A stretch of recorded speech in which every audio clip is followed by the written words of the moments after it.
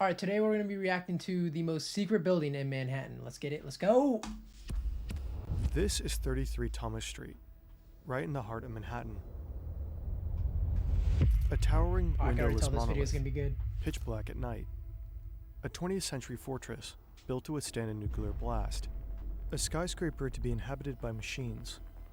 Behind its walls lies a secret mass surveillance center. It's believed to be one of the NSA's most critical spy hubs on US soil. It's a key location for some of the agency's biggest operations. From here, the agency has been spying on the entire world. For decades, its true purpose was hidden, until two whistleblowers pulled back the curtain. We got up close to this mysterious structure and couldn't resist trying to sneak inside. The security guard is still there. She has not moved. This is the insane story of the NSA spy scraper. Wait. Did we just call that a spy scraper? Done.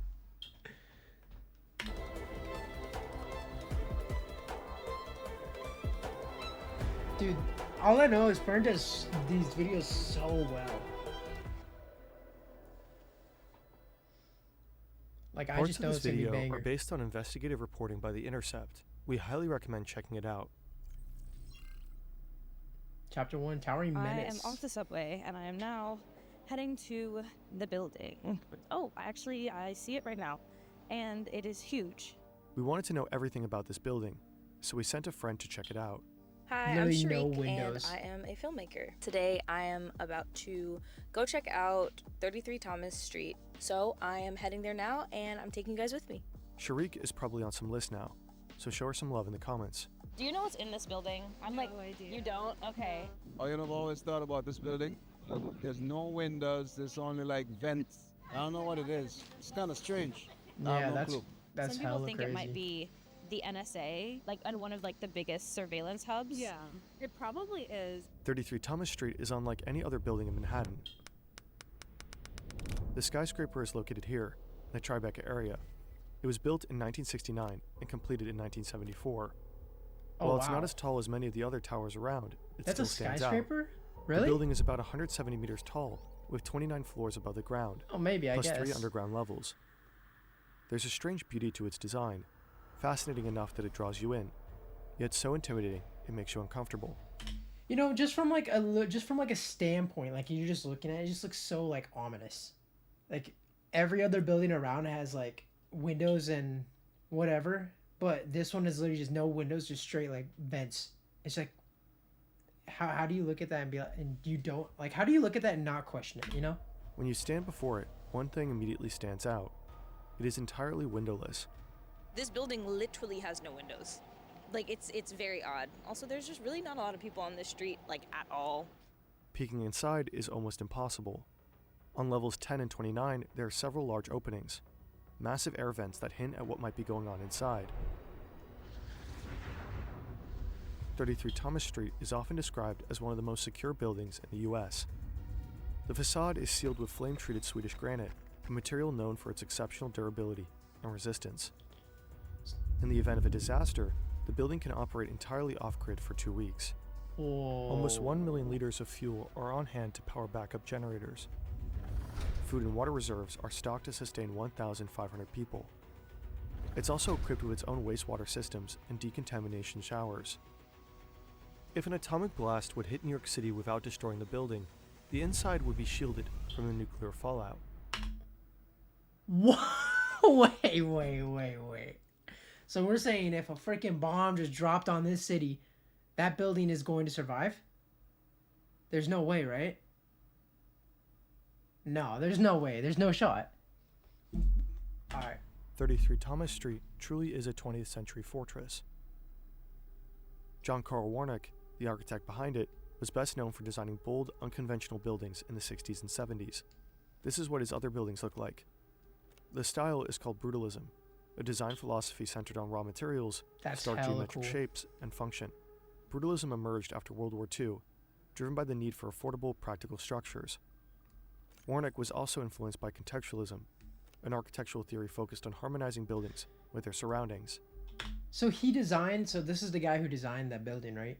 You can kind of tell from the buildings I'm pretty sure those buildings before, like these ones right here, that he was talking about, like these right here, you could just tell like he's got something going. Like they're not windows and stuff. That's more like shielded off almost, like like a emerged barrier. after World War II, That's what it kind of looks like. driven by the need for affordable, practical structures. Warnick was also influenced by contextualism, an architectural theory focused on harmonizing buildings with their surroundings. 33 Thomas Street, however, doesn't blend in, it haunts. Yeah. By day, it stands out. By night, it becomes a shadow, almost vanishing into the darkness.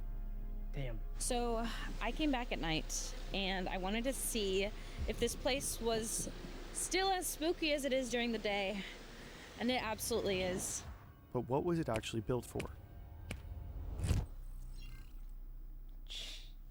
It's the late You just 1960s. know they're As the hiding world becomes something more in that connected, building. the demand for efficient telecommunication is expanding rapidly. Most communication still runs through analog systems, but that technology is reaching its limit, especially for long-distance phone calls. There's a need for something new. Time to escape old physical boundaries and technological limitations. Kind of, like working remotely. At the time, most long-distance calls in the US are carried out by AT&T, one of the country's largest telecommunications giants. The company has a special division called the Long Lines Department. In any case, it's Long Lines that hooks all the local telephone companies into the national network. Its infrastructure stretches across the entire country, connecting people from New York to Los Angeles.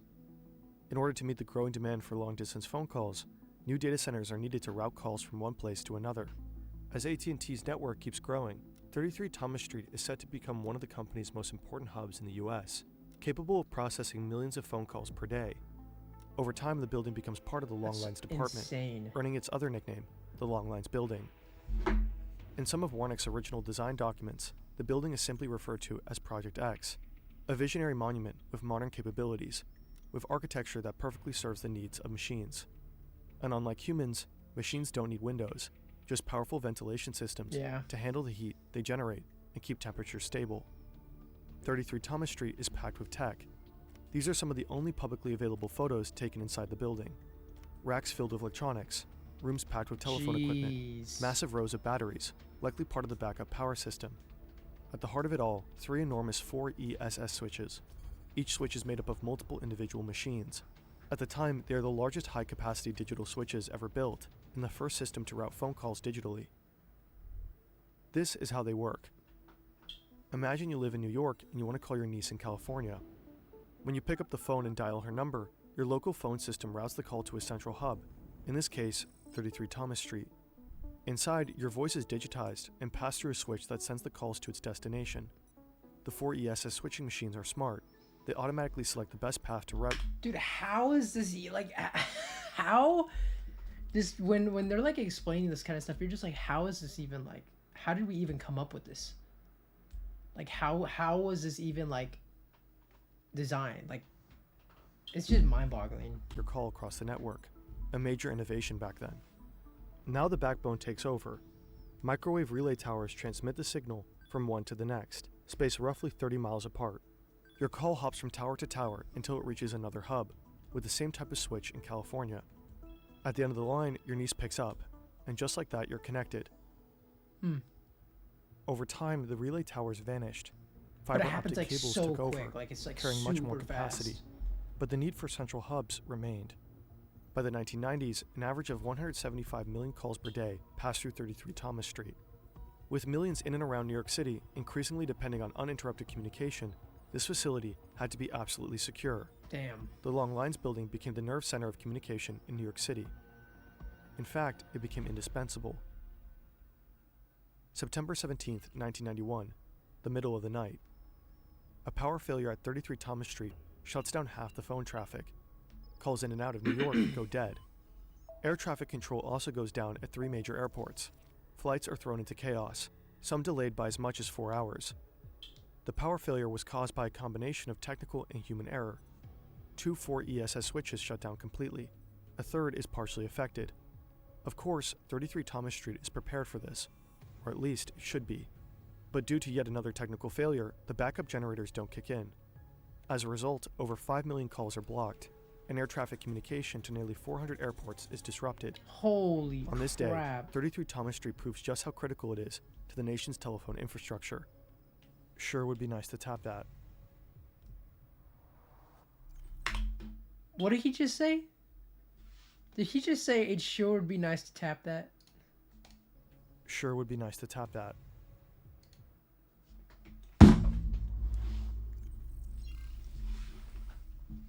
"9/11 changes the US forever. In response, the government doubles down on the war on terror. Within days, the Patriot Act passes, granting intelligence agencies broad powers to expand mass surveillance. The NSA's primary role is to gather foreign intelligence, but to do that, they need partners. It's 2003. This is Mark Klein, a technician at AT&T. His job is to maintain equipment at one of the company's internet and telephone hubs in San Francisco. One day he notices something strange on the floor below. A door with no handles. It just has a sign on it. Rent a car from our newest fleet yet. That's Your real car never has like- to know. I don't want to know about Hertz. 641A. The room sits directly below the 7th floor server room, where internet traffic from millions of people flows every day. Klein is curious. He wants to know what's behind that door. Eventually he comes across the building plans, and slowly he starts putting the pieces together. Room 641A is wired directly to the internet room upstairs. Klein discovers that it houses a device known as a splitter. A splitter copies internet traffic, the very data flowing through the servers above. Emails, phone calls, pictures, videos, the communications of millions, all duplicated and sent into room 641A. Damn. Mark Klein realizes he's uncovered something huge, but for now he stays silent. He's scared and unsure if anyone would even believe him. In 2005, news breaks. President George W. Bush has quietly authorized the NSA to spy on American citizens. This is the moment Mark Klein decides to go public. With the help of a digital rights group, he files a class action lawsuit against AT&T on behalf of everyone whose data was secretly monitored. But in 2008, the case gets dismissed. Congress passes the FISA Amendments Act, a law that retroactively legalizes the surveillance program and grants AT&T legal immunity. This reminds me of that video we just watched. Literally, like, it was the last video we just watched, where it was like something about the NSA and what was it called? Let me go check it out real quick. Yeah, it was literally like the last video we just watched. It was called "How One Man Outsmarted the Whole NSA," or how one man outsmarted the NSA, and it was basically how like the NSA was like spying on people's like basically privacy. It was like he uncovered the whole thing, just one person. It was crazy. If you guys haven't seen that video, go watch it. It was nuts. Citizens. This is the moment Mark Klein decides to go public. With the help of a digital rights group, he files a class action lawsuit against AT&T on behalf of everyone whose data was secretly monitored. But in 2008, the case gets dismissed. Congress passes the FISA Amendments Act, a law that retroactively legalizes the surveillance program and grants AT&T legal immunity. Still, Klein's actions leave a mark. He exposed Room 641A and revealed that AT&T was helping the US government spy on its own customers. And his revelations are just the beginning. It's insane. The calm before a much greater storm. In 2013, 3D modeling is a so 29-year-old good. NSA analyst tells his supervisors he's taking a couple of weeks off. He says it's for epilepsy treatment. In reality, he boards a plane to Hong Kong. Here he will leak top-secret NSA files to the press and inform the public about sweeping privacy violations. Former CIA employee and computer The U.S. is technician. on the hunt. He Top scored. secret information about the U.S. NSA monitoring leaker program. Edward Snowden. Edward Snowden Yep. shares thousands of There he classified is. documents with journalists. Edward Highly Snowden. sensitive material that offers a rare look inside the NSA's surveillance machine. The Snowden files reveal something staggering. The NSA hasn't just been spying on US citizens, but also on politicians, allies, foreign governments, and even world leaders. Yep. A global scandal erupts, exposing the vast scope of the agency's mass surveillance program. Journalists around the world begin working together, combing through the documents and gradually releasing them to the public. Over the following years, pieces of the puzzle come together, one at a time. And in 2016, reporters at The Intercept go public with a shocking discovery. Intelligence agencies use codenames to conceal sensitive operations. In the NSA files, some of these codenames appear again and again. One of them is Blarney, a surveillance program focused on intercepting foreign communications flowing into the US. Blarney. Another program is called Fairview, a partnership between the NSA and a major unnamed US telecom operation. And then there's this, Titan Point. The leaked files identified Titan Point as a secret NSA surveillance site, hidden in the heart of New York City. Titan Point appears to house highly specialized technology, including so-called foreign gateway switches Rimrock. with Rimrock access. Rimrock is code for 4 ESS switches. And then there's Lithium. According to the files, Lithium is a partner responsible for supervising Titan Point. Earlier reporting had already revealed what Lithium really stands for: AT&T, the owner of 33 Thomas Street. Journalists at The Intercept start connecting the dots, and they conclude that Titan Point is a codename for the Long Lines building. Their investigation reveals that NSA has been using 33 Thomas Street as a major mass surveillance site. The building even shows up in a leaked travel guide meant for NSA agents. They're told to prepare cover stories for both family members and co-workers. Agents must also use a cover vehicle provided by the agency when visiting a site like 33 Thomas Street. According to the handbook, the NSA works closely with the FBI, which handles security at Titan Point. Conveniently, the FBI has offices right next to the skyscraper. It's also it's just crazy because I guess as an NSA agent or whatever, it's just like you have to, like, the cover stories, you can't tell them what you're doing. You can't tell your family, you can't tell your friends, and if you do tell your friends or your family, you're probably dead. Like, maybe. I don't know. But I imagine it's not good if you do. So here is 33 Thomas Street, and there is the FBI building. The guide also describes how to enter the building. You literally just ring the buzzer. This is an intercom here, and it's locked. And I was told I could not, and I cannot take any videos from the front. Sharik actually caught someone leaving the building. Hi. Can I ask you a quick question just for 1 minute? This is the first time I've ever been in this building. There's actually not supposed to be people in here. I just went inside, and that was like the first thing I noticed. I was like, where's natural light? I don't, people may know it's my voice, but I'll just say this much. I think there's only a few people in there. This guy's an NSA agent. He doesn't want to be shown on camera, and you just know, like, obviously he probably told her, like, don't show me. He probably said, don't show me on camera. And he was probably there as an NSA agent, and I mean, he's probably shitting bricks right now with a reporter in his face right now, like. And it was pretty much empty. Probably just a random this person dude's lying. or an NSA agent with 100%. their cover story on lock.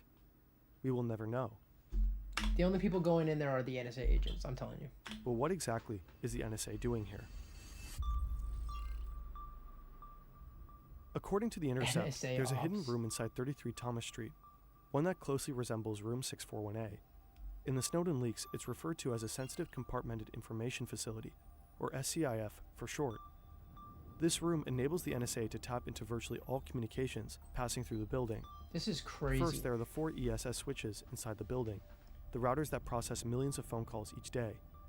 Then, if you look at the rooftop of the building, you'll see massive satellite dishes. Yeah. It's the only location in New York City where AT&T holds an official license for satellite Earth stations. We have 1 billion FPSs, but there's only one seat. No Rainbow These dishes Six are likely Siege part here. of Skid Row, a surveillance system designed to intercept internet data passing between satellites. They most likely capture video calls and video conferences. All intercepted data is funneled through an AT&T interface, then sent directly to NSA headquarters in Maryland. The NSA can then access it through a system called X-Key Score. I can see who you talked to. I can see who your friends on Facebook are. I can see the text messages you sent. I can read the emails. His story, though, is sad. The NSA has Low-key developed kinda its own sad. search engine, a kind of Google for spies. I'm not going to X-Key explain it Score because lets NSA we agents literally dig learned deep about it into in the anyone's last life. video, so. Every bit of data captured from 33 Thomas Street and other hubs is at their fingertips, ready to be searched and analyzed.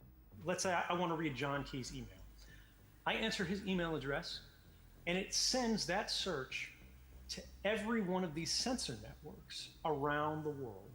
And they search their local database of metadata and content, the content of all communications that pass through these sites. AT&T cooperated with the NSA in many instances. Internal documents even praise the company for its extreme willingness to help with NSA's missions. In 2003, a secret court order allowed AT&T to help the NSA wiretap all internet communications from the United Nations headquarters in New York. To this day, AT&T never publicly acknowledged its cooperation with the NSA, or what happens inside 33 Thomas Street. I'm still very curious what it will be like to go close, but the security guard is still there. She has not moved at all. We reached Yeah. out to AT&T for They're not comment, gonna let you but in. received no response. As simple as that. A 2018 report by The Intercept suggests that there are at least 8 other sites across the U.S., operated by AT&T, that the NSA may be using for surveillance. Chicago, Los Angeles, San Francisco, Seattle, Washington, D.C., they all look alike. Strange, windowless buildings. Architecture, not meant for people, but for machines. Machines hungry for the data of millions. To us, 33 Thomas Street, with its mysterious humming presence, remains the most interesting one of them all. It's just and so also ominous. the most terrifying. Yeah. It's... Jeez, man. Wow. Okay, that was the most secret building in Manhattan. Hope you guys enjoyed. Make sure to subscribe, comment what you guys want me to react to next. Credit all goes to Fern, by the way. I'll leave the link in the description for his channel and this video. Bro does so much good content, so, you know. I will see you guys in the next one.